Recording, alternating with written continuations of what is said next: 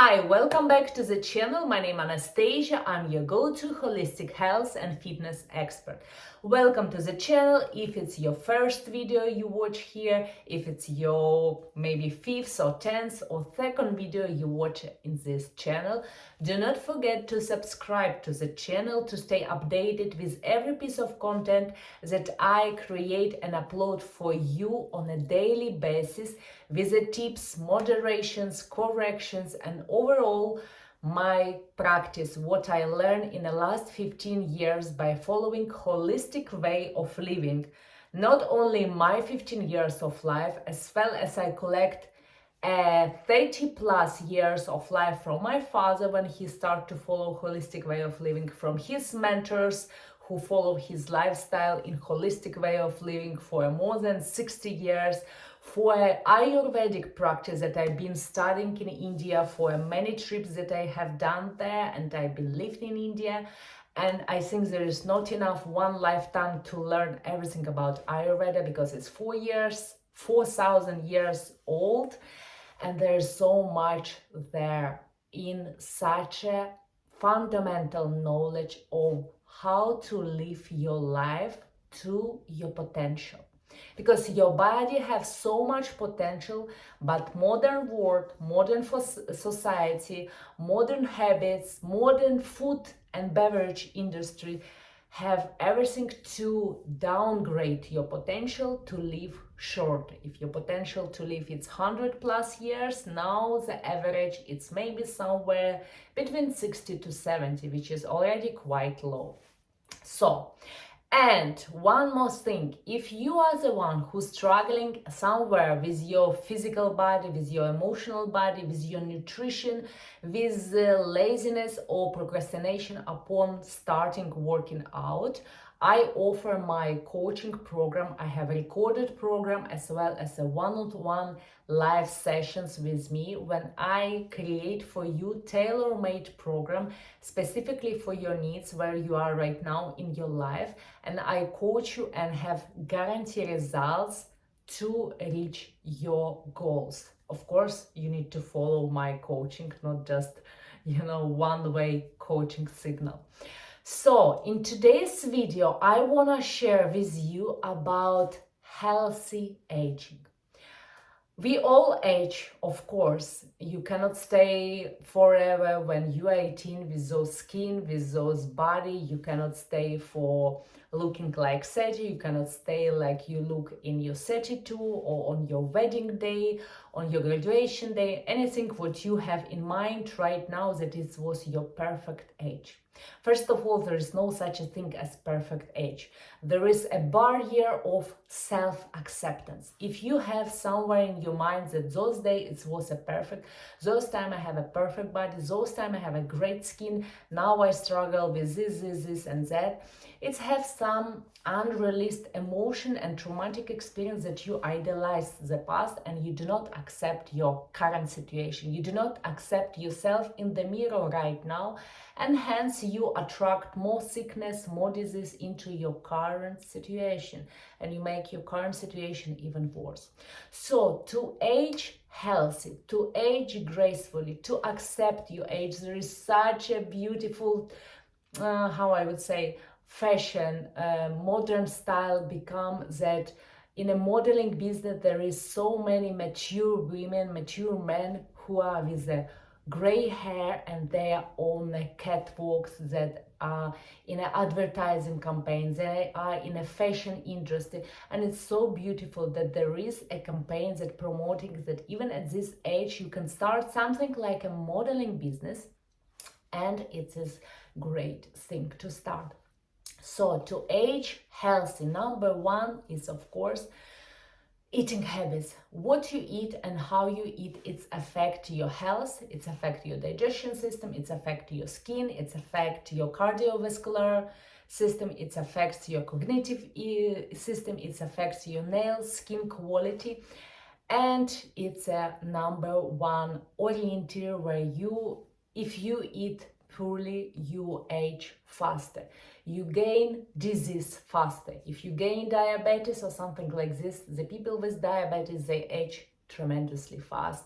They have very little piece of peace and health at all in their life. So it's very important that you put into priority to eat healthy. So it means that you have a whole grain food, that you have unprocessed food, that you have kind of, if you do shopping at the farmer's market, if you choose kind of organic food items, which are not necessarily just a label of organic, but certain things that is from your local producer in your state, in your city. There's everywhere right now. We have such a beautiful farming business all over the world. You can find someone who grows their fruits and vegetables themselves, and you can buy from themselves, so you know it's real food, it's unprocessed, it does not travel thousands of kilometers, it does not put vaccine on top of it, and it says real food for yourself. Also, do not forget to not to spoil this by cooking, over frying. Get the maximum nutrients and micro elements from these raw materials, fruits and vegetables, fish or meat, anything that you get on your plate or dairy. Then number 2 is of course exercise. Exercise in workouts, it's so important for you to keep this aliveness and usefulness in your body. So your bones are healthy, your joints are active, and they have enough of liquidity to keep smooth movements into your joint system, into your bone system.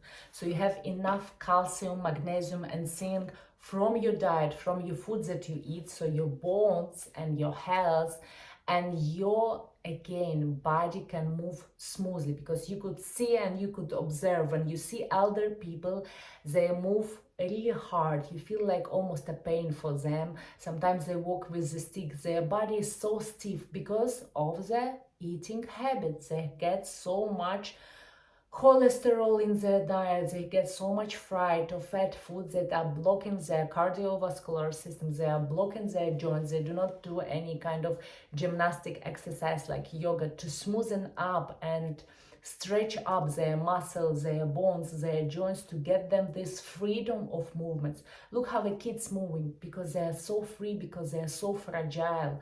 And after, of course, you follow certain diet, your body change accordingly.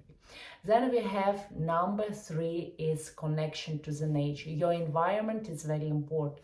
Even if you live in a megapolis like New York, Dubai, London, Tokyo, what else I would say, Singapore, Shanghai, San Francisco, it's all around sky towers. It's all about extremely high buildings. It's all about crazy traffic.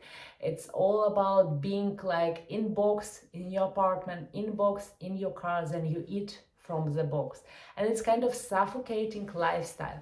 So at least when you have your weekend, your day off, and try to get to connection with your nature.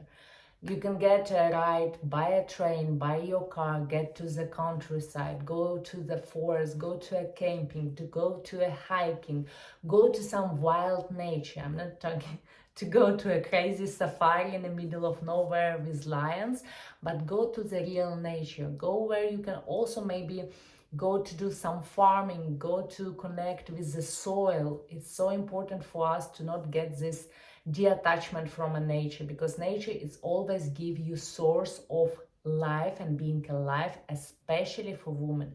You are a collector. You collect so many of bad energy, good energy, stress, emotions, panic attacks, upsets, happiness. You collect, and very often we do not express ourselves. So when you go to the nature, when you do this hike, when you do horse riding, again it's kind of connection with the nature, when you plant some trees or gardening job, when you are in the middle of a forest just on a walk, you are in exchange. You give nature this bad energy, this luggage of a bad energy, and nature cleans up for you this process and give you back the resource and good energy for you to have enough of power and energy to go back to your work, to go back to your family, to go back to your partners, and recreate from a place of clean and healthy energy. So energy plays very key role. Then there is, of course, life and work balance. There is kind of cliche about this phrase, work and life balance. It's so from a life of perfectionism. There is overall your life, and there is so many chapters. There is your professional work, there is maybe your partner, maybe your husband, maybe your kids, maybe you have many kids, maybe you already have grandchildren, you might have some hobby also, maybe you have a side hustle, and you need to manage all of them. But the beauty of it is to understand what is your time, how much time and energy you have at the same time. Because sometimes you would have like free, let's say 4 hours of your time, but your energy is basically like 45 minutes only.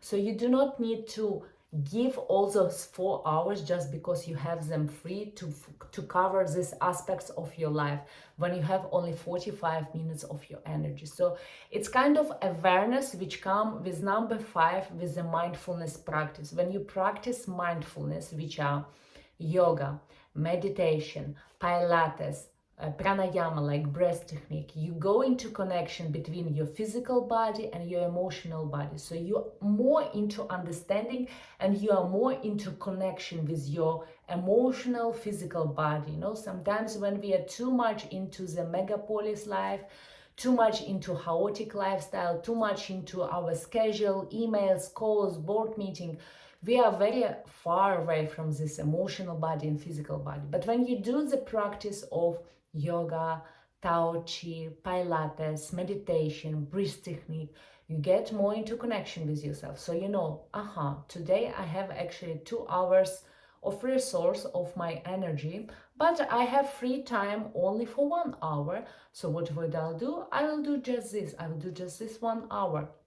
So you need to understand these aspects. And again, as everything in life, with practice, it does not come overnight. It does not come only after one session of your yoga or one-time meditation.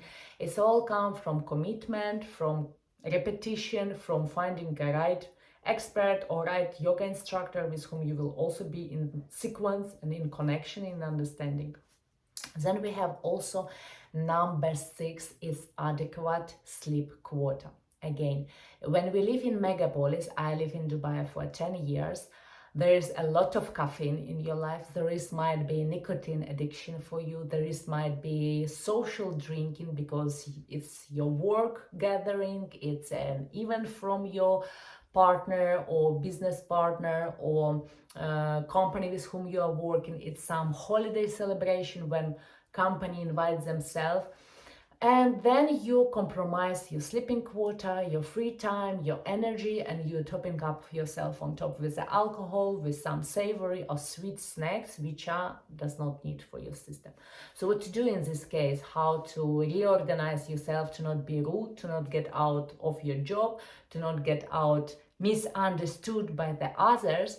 There's always, you can stand up and voice out and offer something more compelling. You can offer some kind of gatherings, maybe lesser times, because sometimes some companies, they go really crazy, they gather almost every week. You can offer like, let's gather only once in a 5 weeks, once in a 4 weeks, and we do maybe one time we do event, one time we go for a retreat in this beautiful mountain city, or to the lake, or camping, or hiking, or we go for a horse riding. We go swim with dolphins. I don't know, now I'm just picking up something that come to my mind. But there's a lot of alternatives, especially if you're from a big cities like a megapolis. But even in a small city today, there is so many activities. Plus, there is always online activities that you can offer for a group of others. Educational support for uplifting their knowledge, and it's not necessarily should be always about work. We are all humans, life happening for all of us, and we struggle with the same thing. So this is very important. And we have also number 7. It's kind of boundaries also. It's to say no is to say yes when you really want to say. Because very often we say what needed to be said in a particular situation. Because, for example, your boss, or you are a boss, and you ask your employee what you need to be delivered today, or your boss asks you something to be delivered today, and you actually already built some plan with your family and your kids, and it's your boss, you cannot say no, and then you just call down and cut off your family gatherings. So this kind of healthy understanding of having also assertive communication and have a boundaries and knowing when to say yes, when to say no. Then we have also number 8 is also mindfulness and meditation practice. So meditation, mindfulness, art therapy, if you practice art, if you practice painting, if you practice sculpting also, it helps you to release stress from your day, from your week, and helps you to engage your hands, your fingertips. When you create something with your hand, it gives you certain fulfillment which you cannot get just by doing some other activities, either it's online, either it's offline. But all these therapies that you do by your hands is very important. It gives you like multiply by 10 times more satisfaction, more fulfillment, more confidence that you do something maybe online, or if you do something just basically everything that you do by your hands, it's more and more valuable. And of course, number 9, it's your social foundation.